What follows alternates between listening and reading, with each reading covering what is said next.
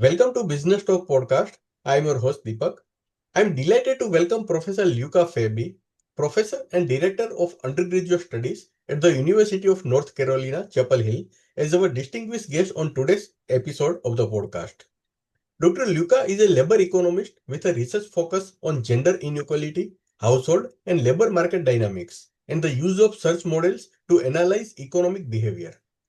Prior to this, he served as a senior research economist at the Inter-American Development Bank and as an assistant professor of Georgetown University. He earned his PhD in economics from New York University and a dissertation focused on gender differential in the US labor market. His research spans labor economics, applied microeconomics, and microeconometrics with particular interest in search and matching models, gender disparities and discrimination, informality, inequality, wage dynamics, schooling choices, intergenerational mobility, and bargaining behavior in labor markets and households. Professor Flabbi has been affiliated with the Institute of Labor Economics since 2005 and has been a research fellow there since 2008. In this episode, Professor Luca Flabbi shares valuable insights from his research.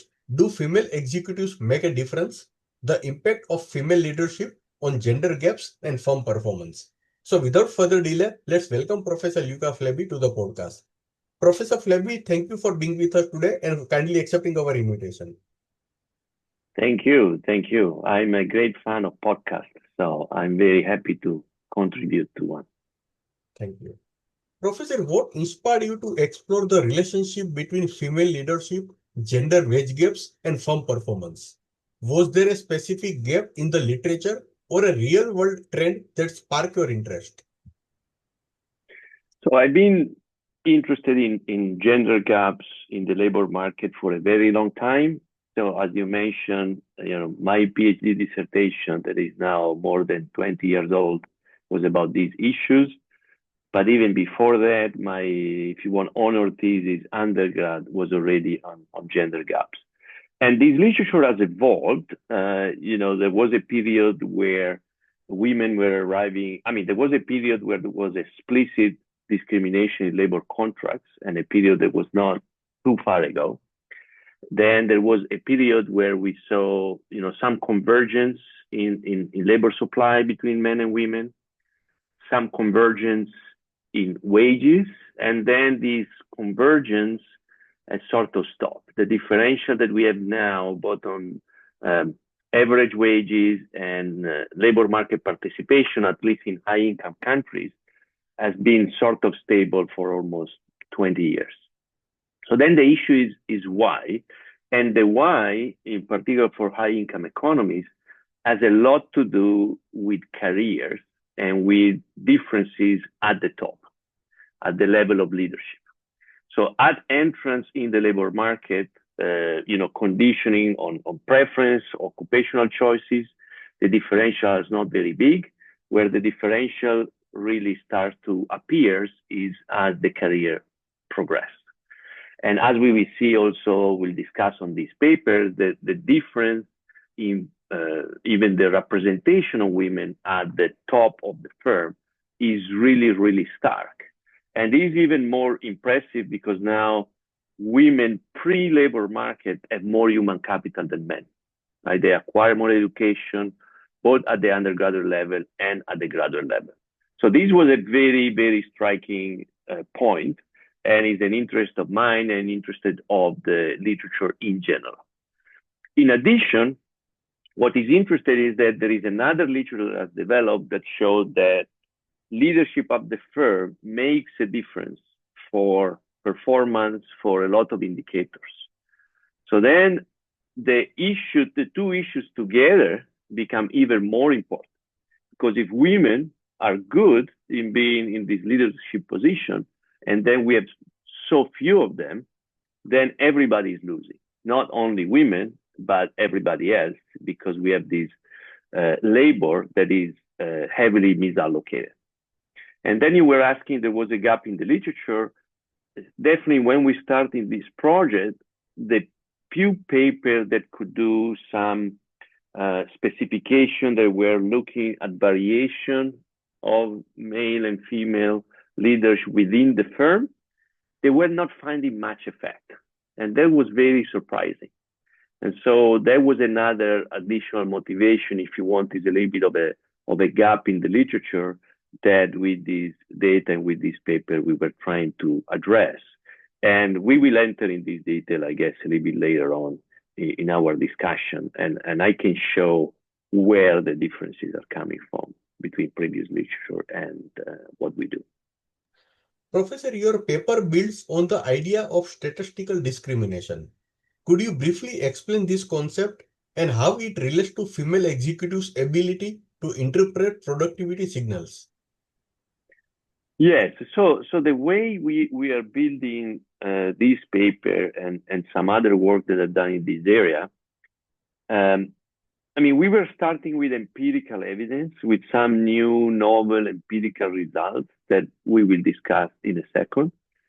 And then, since we find some results that were not obvious, we started to think what could be an explanation for these results. And we went a little bit back to basics. And in terms of basics, there are really only two main theory of discrimination in economics. So one is state discrimination that essentially says, there are some preferences that are different for this specific minority group.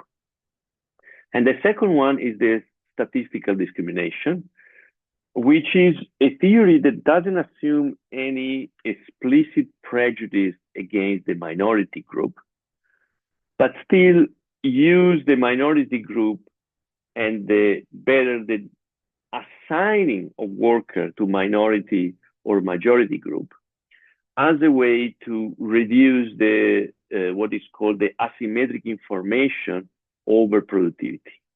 And the general idea, I think, is fairly simple and understanding. Every time a firm is hiring a worker, may have some idea about what could be the individual productivity of that worker in the firm, but still not 100% clear. There is still some asymmetric information. The worker may know a little bit more per talent than what the firm knows. So what firms do, they say, okay, I see some specific characteristics that are really specific to you. Let's call them signal. But then I also know that you are a woman or you are a man. So when I'm deciding how productive you would be, I do a little bit of an average. I average between the average productivity of your group and the specific individual signal that I see from you. If I'm very sure about your signal, in this average, I give a lot of weight to the individual signal. If I'm not sure about your signal, I don't know how to interpret it very well. It still provides some information, but then I will give more weight to the average of the group. Okay? So now let's take men and women. And suppose I'm a male CEO. I've seen a lot of men in middle management in this position, and I'm deciding to promote them to leadership. Well, the individual signal that I receive is fairly good. I know it's not 100%, but it's fairly good. So I will give a lot of weight to the individual signal.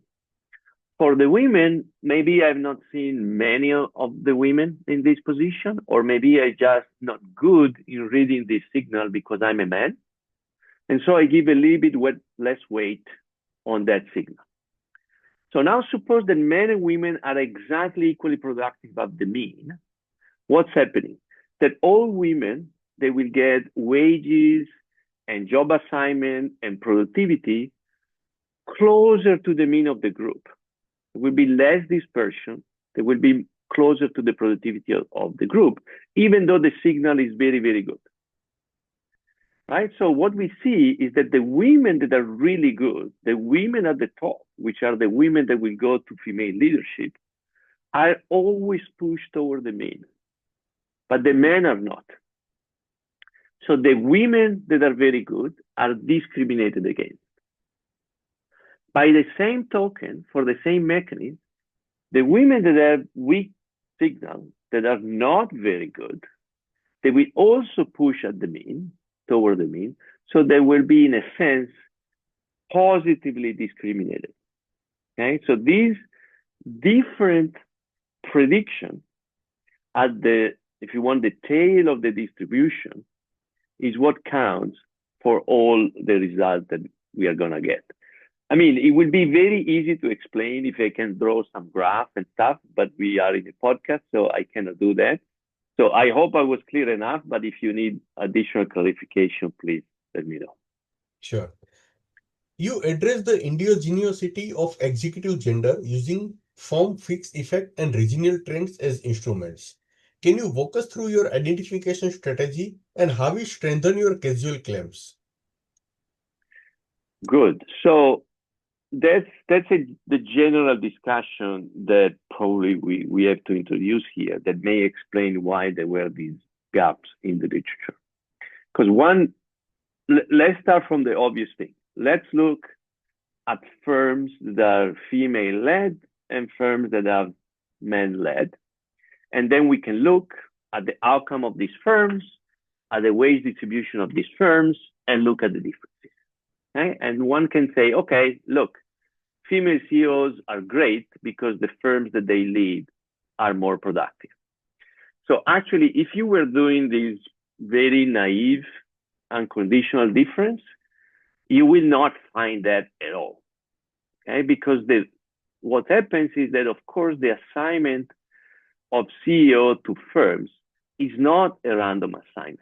There are many reasons why if a CEO, any CEO is nominated. We know there are some regularities, and in big firms are typically led by male CEO. There are some sectors that are more male workers. So there are a lot of what we call in economics endogeneity in these assignments. But I think without going into the technical terms, it's pretty obvious that a CEO is nominated and is not nominated not at random. So then the question is, suppose there is discrimination, suppose there is preferences, the women that are nominated CEOs are on average the best and are on average better than male CEO, since there are so few. So if that is true, that is distorting the impact of female CEO, right? You could say female-led firms are more productive, not because the CEO is female, but because there are so few women that are CEO that only the very, very, very best are nominated. That's one example. The other thing is that the firm may have some specific characteristics that we don't observe. Maybe there could be some corporate culture that is very open and this is beneficial to the firm, and that's why the female CEO is nominated. So then it's not that the firm is doing better because the CEO is female, but because the firm is objectively better. So a first cut in this literature is try to say, let's fix the same firm, and let's see if there is a change between male and female CEO at the same firm, and that solves part of the identification. So these type of estimates were already present in the literature. But then what we can add is also this additional ability component that we were discussing, that you were also mentioning in your question, because we can also have some control for the CEO, some ability or fixed effect control, because in our data, we don't only have the same firm observed many times, but we also have the same worker observed many times. So we can see the same worker in different firms and the same firm with different workers. By this double observation, we can separate what we call technically the fixed effect for the firm and then the fixed effect for the worker. So this was something that was not present in the literature, that it can address these two concerns. But then you were asking also about the IV, the instrument. So then you can say, well, why you still need an instrument?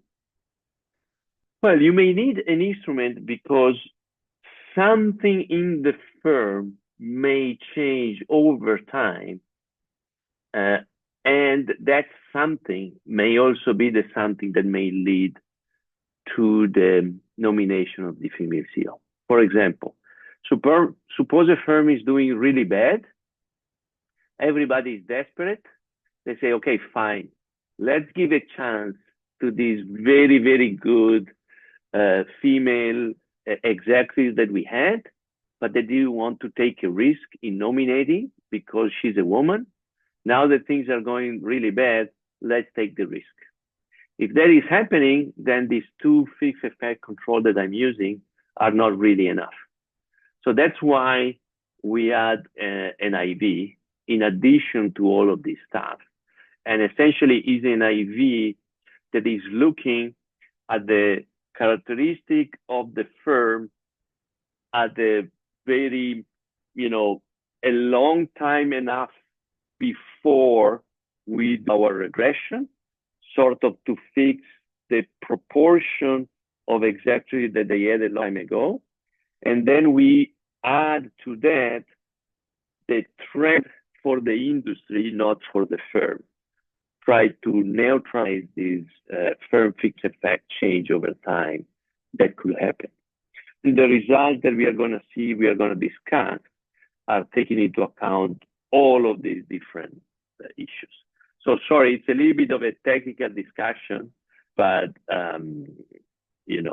we can discuss it a little bit more if it's not. Yeah, very insightful. Doctor, how did you construct the weight distribution analysis? Specifically, what allowed you to distinguish between the top and bottom of the female weight distribution when measuring the effect of female leadership? Right. So this question sort of puts together what we have discussed so far, because in the theory, I told you that there is a very different behavior for the women that is very high signal, so high productivity women, versus the one with the low signal, low productivity women. So one way to see where these women are is to look at the different point of the weight distribution, again, within the same firm. Right? Because the one relatively high wage are going to be these high signal women. The one relatively low wage are going to be the low signal women. And typically, we don't have to, right? When we have representative sample of workers, like labor force data, we have a sample of workers in the economy. We don't have all the workers in a given firm. That is what we need to build this wage distribution. The good thing of the data that we had instead is that we had a representative sample of firms, and then for each of these firms, we had administrative data on all the workers that work in that specific firm. Now, having all the workers down, it becomes easy to build the entire wage distribution workers. And then in the analysis, then we can do our regression, not simply, at the mean of the wage distribution, but we can build, the top quintile, the middle quintile, all the quintile we want at the firm level. So when we use a unit of observation for our regression, the firm, we can have as dependent variable the workers that are at the top, the workers that are at the middle, and the workers that are at the bottom. And that's exactly the analysis where we find the new results that no one before had found. You found a positive effect on high earning women and a negative effect at the lower end of the wage distribution. Why do you think female leadership benefits some women but not others? Good. So now we continue the tie it back we said before. Because again, remember the argument that the explanation that we were claiming. Maybe I should split it into. So first thing is what you said. Let me re-emphasize. What we see is that the effect when the female CEO steps in, what they do, they increase the wage of women that are already at the top of the wage distribution. So the top women earner at the firm see a wage increase, and the women earn the least at the firm, they see a wage decrease. And that's the new result. At the mid, you don't see almost any impact. And that was the result that the previous literature was finding. When they were doing these firm effects, impacts of the PCO, they were finding a zero. And we discovered that that zero was due to composition effect. Because if you net out everything, it's at zero. But it's not a genuine zero. It's that the one at the top go up and the one at the bottom go down. So now if you go back to my story of statistical discrimination, suppose you're a female CEO and you step in, what do you say? Look, these male CEO are a disaster. They don't know how to assign the women in the right place because they don't know how to read the signal correctly. Now I know how to read the signal correctly, and these women at the top that you were pushing down toward the mean, I'm going to push them up again to their genuine level of productivity. Okay, so their wage will go up. The women that you're putting that are at the bottom, that you didn't know what to do with them, so you were putting toward the average, I know that actually are less productive and they shouldn't be assigning this job. So I assigning the job that is more proportional to their productivity, and so their wage will go down. So that's why there is this, if you want to call it benefit, there is definitely a wage benefit for some women and at the top, but not for the women at the bottom. The impact on firm performance appears to depend on the share of female employees.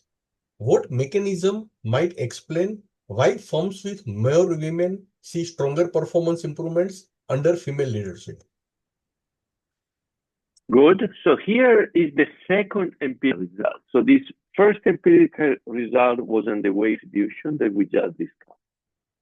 The second empirical result that is kind of new that we find is on firm performance. So we have three measures of performance: sales per worker, value added per worker, and total factor productivity. So what does a female CEO do in terms of performance? If you just look at performance, you don't see effect. And again, this is something that the previous lecture has also found. But then if you interact that with the proportion of women at the firm, that interaction is positive. Right? So this means that if there are enough women at the firm, when the female CEO steps in, the firm performance goes up. But interacting with the women. That was the second result that need to be explained. In our theory, that could be easily explained. Why? Because the signal story is saying that the male CEO is misallocating, is not putting women in the place that they should be given their potential productivity. So the women that are very productive are wasted because they are put in jobs that don't really exploit their productivity potential. The female CEO comes in and reallocates them in the position that they should be and they should have been from the very beginning. And this reallocation is, of course, beneficial for the firm, right? Maybe I should demote some men that they should not never been there, and I should put these women that are more productive. And then you do a little bit of saving also at the bottom. There were a few women that were over, ranked, if you want, that they should be placed in the right position. So that's why it's a nuanced result, right? It's not women are always better or women are always worse. But definitely, as long we have women in the labor market working in firms, then there's a potential of improvement on many firms, or how many, really depends on the context, on the industry, need to be estimated. For sure, in our sample, it's a significant number. Professor Flabbi, what do your findings imply about the cost of underrepresentation of women in executive roles, both for gender equality and firm productivity? Right. So this ties very, very with the discussion that we just had. Right. So the theory and everything that I discussed tells us that there is a potential for improvement by having more female CEO at the firms. But the actual number, the actual extent of that gain depends on a number of things. It depends how much they will improve things. And it depends, as we just said, how many women are at the firm. So suppose a world or a sector where there are no workers that are women, then with our mechanism, a female CEO is not doing much. Suppose a sector where the labor force is 80% women, then you will have huge gains. Right? Our specific estimates are for the manufacturing sector in it, where the labor force that is female is a relatively low number. So it's about 25, 30%.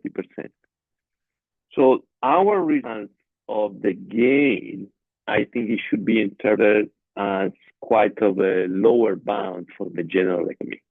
Of course, maybe if you do mining, there are some sectors that have even fewer women, but definitely the service sector are many more women. So in our specific estimates where we do the counterfactual, we can even give you a precise answer, quantitative answer, because we can say between 30 and 50% of the firm in our sample gain from having a female CEO. And when I say this range is because it depends on the productivity or the performance measure that we use. And the specific gain that we are going to see on average for the firm that for which is beneficial to switch is a gain between 12 and 14% on performance. So really these numbers are very substantial. How might your result inform corporate diversity policies or government interventions aimed at increasingly gender parity in leadership? This is a question that is getting me in trouble. So when we go to this diversity or policy intervention, again, I think I want to emphasize that a lot is context specific. In our context and in our estimates, I can give a pretty bold policy prediction, which is that affirmative action and quota policies that are probably one of the most controversial policies in this area, but it is still a policy that is being implemented, for example, at the level of corporate boards in many countries. So it's a relevant policy. That affirmative action and quota policy could be beneficial, right? As I said a moment ago, with our estimate, we can exactly identify which force will gain by a female CEO. So assume a crazy policy says, okay, this firm should have a female CEO, that will be beneficial. If we go to a less crazy policy that says, you have to have at least, a CEO, a female CEO, 10% of the time in the life of the firm on. So we go population-wide in firm. Even that in our context can be beneficial. And can be beneficial if you want more in a static term for what I'm saying, because there will be this interaction with the workers that are already at the firm. it could be beneficial in a more subtle way in a dynamic sense. So one question is why male CEO, or why it's harder to read this signal from female worker? One reason is because we don't see enough women in leadership positions. So there is more uncertainty. So what affirmative action can do can put more women in those leadership positions, so everybody will know them a little bit better, and this assignment from signal to productivity can improve, and maybe it could actually spill over also to men.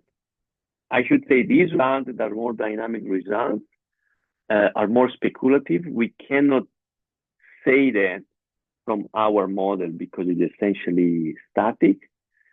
But in terms of theory, or if I can go out on a limb and say what government intervention can help, this is a speculative statement that I can offer. Professor, what are some limitations or areas of caution in interpreting your results? Are there factors you couldn't control for, or sectors where the findings may not generalize? I mean, one point about this, we already made it. So, which is that the actual number of who is gaining, who is losing, is really specific to the industry and the country. And so you have to try to estimate this model or this regression for your country. And the issue is that these estimates are fairly data intensive because you need match employer-employee data. On a positive note, these match employer-employee data are more and more available and easier to manage with the computational power that we have now. So I think that it can definitely be done more than 10 years ago or even 5 years ago.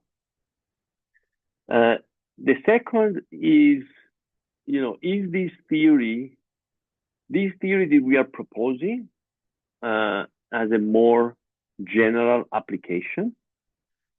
But of course, you think if there are other explanations and other theories that can explain these two sets of results, okay? Differential impact at the bottom and the top of the wages, and interaction with female CEO. We go in a quite detailed discussion in the paper about what are the other major theories that can explain that, and in our view, it's very hard to find a theory that can explain both. But this is an area of limitation. It remains a theory, and there could be other possible different explanations. I would say something that we don't address well, that is always a running issue with all these gender gaps in the labor market literature, are one, preferences. Okay? If I don't buy the story that men and women are inherently different in terms of productivity, particularly now that women have a lot of human capital, there are a lot of social and cultural norms that may generate systematically different preferences for men and women along, what career they want to take and how much do they care about career, how good or bad they are in bargaining. So all these different issues are not well controlled for what we do. We are a little bit agnostic and we try to condition them, but definitely it's an important issue. Where these preferences and norms also have a big impact is in the household, within the family.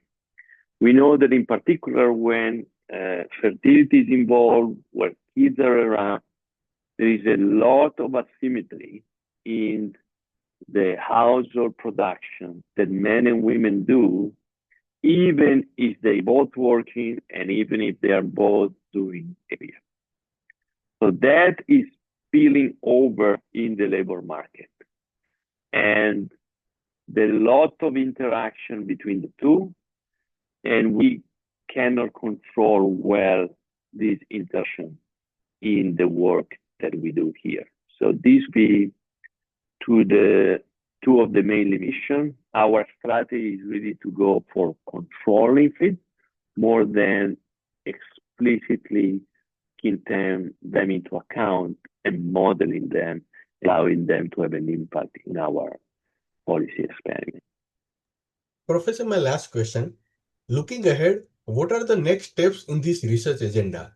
Are there related questions you or others should explore, perhaps on intersectionality of the role of male fraternity in leadership?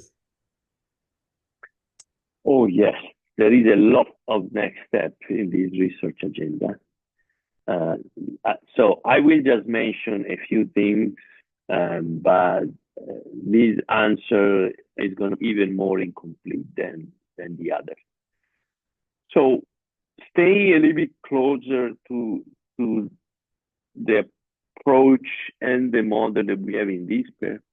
So as I mentioned a moment ago, our estimates are, even if they are based on this effect, they don't re-exploit the dynamic.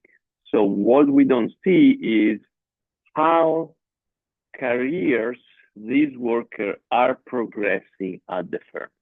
All these career progression, probability of promotion, leadership, probability of promotion to CEO, is something that we originally wanted to do already in this paper, but we have not done. So we don't have any explicit promotion, regression, or duration analysis to promotion here. And we have some data to do it. We have been thinking about it, and here probably I should acknowledge that because I didn't do it before, sorry about that. I'm doing this work with 3 other co-authors, Andrea Moro, Mario Machis, and Fabiano Stivardi. So we have been thinking about this promotion and career progression work, but we have not figured out well a way to do it. So part of the problem is that, of course, the higher up you go in the ranking, the more you may have people that are promoted to the position from outside the firm. And these promotion from outside, one always observe them in our data. But it's definitely an area where we can do more. Of course, it will be interesting, as I mentioned a moment ago, to see if these results replicate on other countries and other sectors. This specific change. And we have done some limited work there, but not yet. The other issue that I want to work on and I'm working on that is not so related to this paper, is more related to what I was saying a moment ago. The interaction between labor market and household. And this is a very old topic that goes back, to the treaty on the family written by Gary Becker many decades ago. So are the two agents, men and women in the household, specializing in household work or labor market work? So what we are seeing now is very interesting. It is different from when Becker started to study this, is that women are very highly educated, a lot of human capital that supposedly is useful in the labor market to have returns. But then the early child development literature is also showing that these same highly educated, skilled women have also great return in the household in child rearing, what is sometimes called the child quality production function. So then this new trade-off, it's quite new to the literature, should be taken into account where we really think of the interaction between division of labor in the house, division of time of the same person between household time and work time, and how all of these impact the career. So this some work that I've been trying to do is exactly on having couple searching at the same time in the labor market, but also searching at the same time for potential spouses, having some household formation and dissolution in the model. And all of these things ties together. And in some other work that I've done, I explicitly introduced the labor market decision together with on child quality, what is called child quality production function. And there we also find that women are productive in that activity. But if you have available a very quality childcare where you can send it, then you can compensate for that. Because in a career, you may have the money to buy the high quality care, so then you can both work, and this is not detrimental for the development of the child. And again, this is extend even more the problem. You have household interaction, labor market interaction, and then if you want more an industrialization aspect of the supply of child care and child care quality that is entering the picture. Thank you, Professor Luca Flabbi, for joining us on today's episode and sharing your thought-provoking insights on gender gaps, leadership, and firm performance. Your research, especially on how female executives influence workplace outcomes, add valuable depth to our understanding of labor market dynamics and organizational change. It's been an absolute pleasure to explore your work and learn more about the broader implications of gender disparities, bargaining dynamics, and economics of inequality. Thank you once again for being with us today. Thank you very much. It's been a lot of fun.